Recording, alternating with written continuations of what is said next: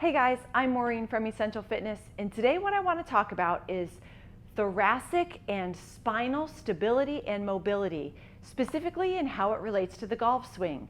Because as you know, the golf swing requires a lot of rotation, speed, and acceleration, and it's extremely important that you're flexible in your back so that you can get the most rotation, the most speed, and the most distance from your swings.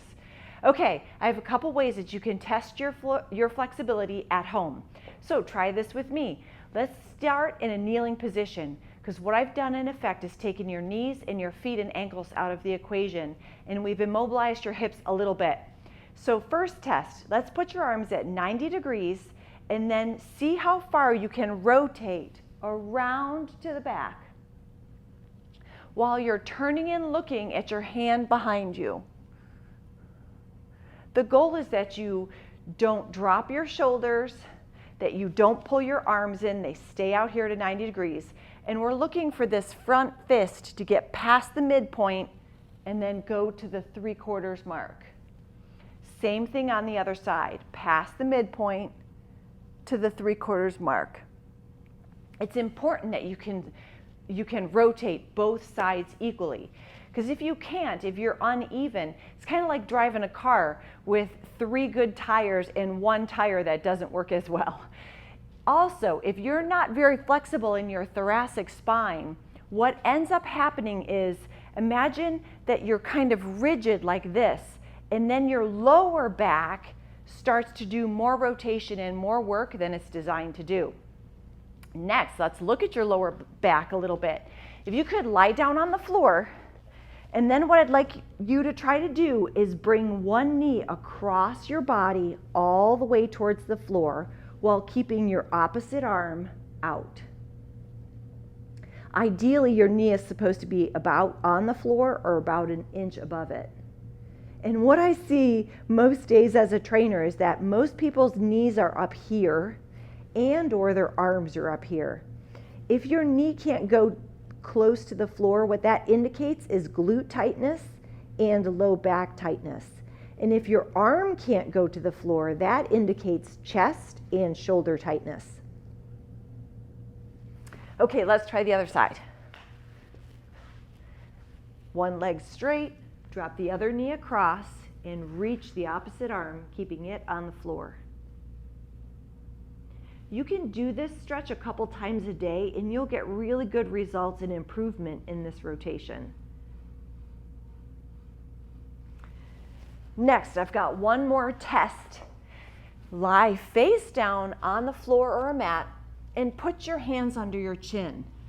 See if you can lift your shoulders up off the floor first. This is a test for your low back strength. Can it extend up? And then see if you can rotate your top elbow all the way up and around while you're looking at it. And other side. Rotate up and around. Great, let's try again. Lift the shoulder, rotate up and around. And the other direction. Great.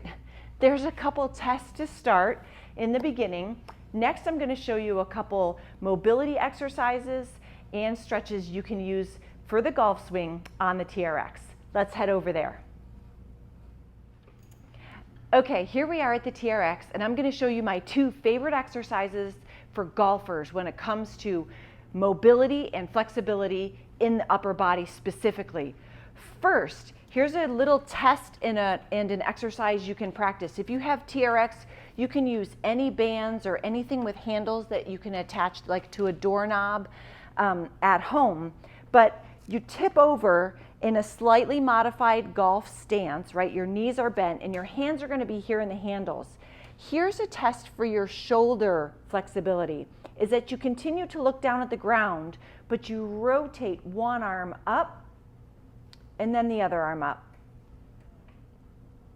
The goal is that you get the arm all the way up behind you without sacrificing your lower body and without helping with your back.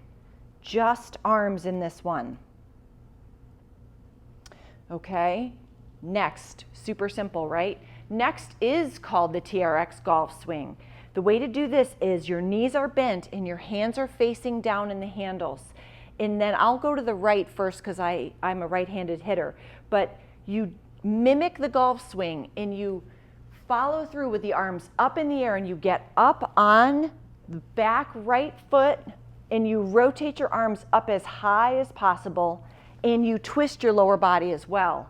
Now here's the real test. Going the opposite direction. For me, that's to the left. Getting both hands up, getting up on my left toe, and rotating my body completely. If you're kind of tight, like a lot of people are, you're probably going to get to here. But we want you to extend fully up and back, get the arm as far behind you as possible in full rotation.